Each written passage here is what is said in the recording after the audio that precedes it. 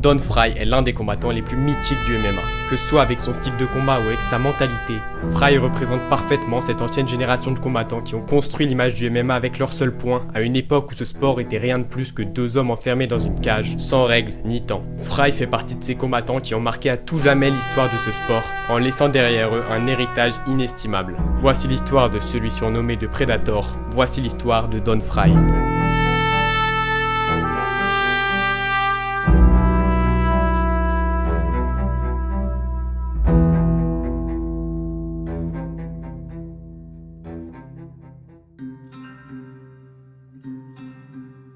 Don Frye naît le 23 novembre 1965 en Arizona, dans la petite ville de Sierra Vista, où il grandit avec ses deux parents avant de quitter le nid dès ses 18 ans pour étudier à l'université où il démarre la lutte avec son coach Dan Severn qui va jouer un rôle très important dans la suite de sa carrière. Don a beau être devenu une vraie légende des arts martiaux aujourd'hui, il a pourtant pas été de ces combattants qui dès leur première séance ont transpiré le talent pur. Non, Don lui a beau s'entraîner sans relâche, son niveau en lutte lui permet pas de compétiter au niveau international. Il se reconvertit donc dans la boxe où il espère pouvoir y faire une vraie carrière. Mais encore une fois, il n'est pas au niveau. Alors il doit se prendre en main et trouver un boulot. Il va d'abord travailler en tant que pompier, puis en ambulancier. Ce qui est assez ironique de le voir travailler dans le soin à la personne quand on sait le nombre de commotions qu'il va ensuite distribuer. Bref, jusque-là, Don semble se diriger vers une vie simple, bien éloignée des projecteurs. Même s'il garde toujours du temps pour les arts martiaux dans son temps libre, son rêve de carrière professionnelle semble s'éloigner de plus en plus. Mais ça, c'était jusqu'à un événement qui va changer sa vie. Parce que quand son ancien coach de lutte, Dan Severn, depuis devenu un partenaire d'entraînement, va se mettre au MMA, Don va avoir une révélation. Mais il faut se remettre un petit peu dans le contexte. À l'époque, le MMA c'était pas le sport encadré qu'on connaît aujourd'hui. À l'époque, c'était rien de plus que deux hommes qui entraient dans une cage sans catégorie de poids, sans limite de temps et sans règles. En gros, juste deux hommes qui se faisaient la guerre sous les yeux d'une centaine de spectateurs. Mais c'est justement ça qui fait vibrer le cœur de Frye. Cette violence et cette sauvagerie qui faisait de ce sport le plus brutal de l'époque. À l'approche de son combat prévu pour l'UFC 8, Don prononce une phrase qui correspond parfaitement à son état d'esprit.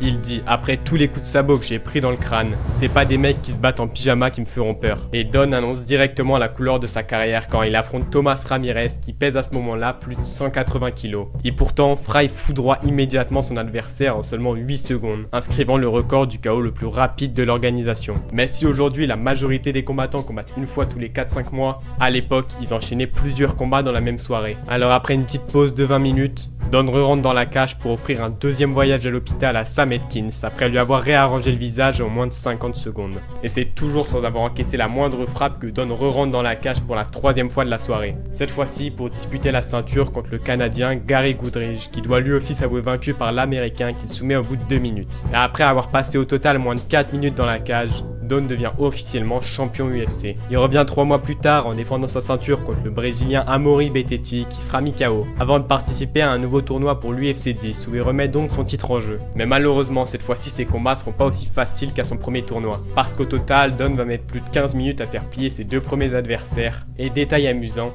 Don en ayant de la peine pour son premier adversaire Mark Hall va tenter de le convaincre d'abandonner en plein combat, mais après avoir tout donné dans ses 2 premiers combats, Don est exténué. Et s'il croyait qu'il allait obtenir un combat facile, la réalité était bien différente, parce qu'il pouvait tout simplement pas avoir un pire adversaire dans ces conditions. Si Don voulait repartir avec sa ceinture, il allait devoir battre Mark Coleman, lutteur olympique et légende de l'octogone, connu pour briser ses adversaires contre le sol avec son propre crâne. Toute son équipe l'implore alors d'abandonner, sachant que le combat était perdu d'avance. Mais Don refuse d'abandonner, trop fier pour tourner le dos à l'adversité. Mais vous le voyez venir, Frye est complètement dépassé par la puissance de Mark qui lui roule dessus sans la moindre difficulté jusqu'à ce que l'arbitre fasse le choix de stopper le combat après avoir compris que Frye n'abandonnerait jamais. Même s'il a perdu sa ceinture et connu sa première défaite, Frye avait conquis le public pour sa détermination et son courage hors du commun. Don retourne chercher sa ceinture dans un tournoi éliminatoire de 3 combats et roule une nouvelle fois sur Gary Goodridge et Mark Hall avant d'affronter celui surnommé le tank qui fait sensation dans l'organisation pour sa brutalité hors du commun, David Abbott. Et Don, qui a très bien conscience de l'énorme knockout power de David, choisit après de courts échanges debout d'amener le combat au sol où il pourra au bout de seulement 1 minute et 22 secondes de combat le soumettre en remportant un deuxième tournoi UFC.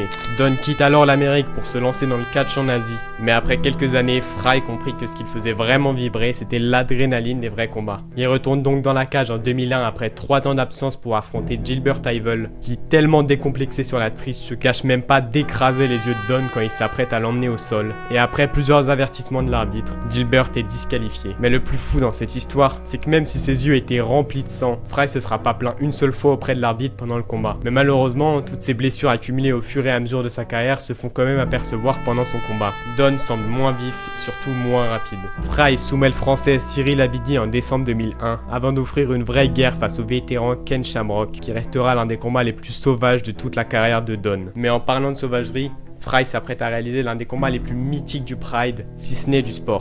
Après le délistement de Mark Coleman à seulement une semaine du combat, Fry doit affronter la montagne de plus de 2 mètres Yoshiro Takayama. Et même si Fry disait avant le combat qu'il comptait emmener le combat au sol, une fois que la cloche retentit, les deux combattants avaient qu'une seule volonté: faire la guerre. Leur coup était tellement violent que le protège-dents de Fry s'envola, mais Don, tellement absorbé dans son combat, prend même pas le temps de le remarquer et continue de marteler le visage de son adversaire jusqu'à remporter le combat par KO à la 6e minute. Malheureusement, après ce combat, Fry sera plus jamais le même. Parce qu'entre les blessures, son âge et le MMA qui se professionnalise de plus en plus, Don se retrouvera complètement englouti et remportera que 5 de ses 15 combats qui suivront, laissant à tout jamais un héritage mythique au MMA. Chacun pense qu'il veut de sa personne, mais si une chose est sûre, c'est qu'en tant que combattant, Fry aurait été l'un des plus grands qui reste encore jusqu'à aujourd'hui un exemple de détermination et de courage.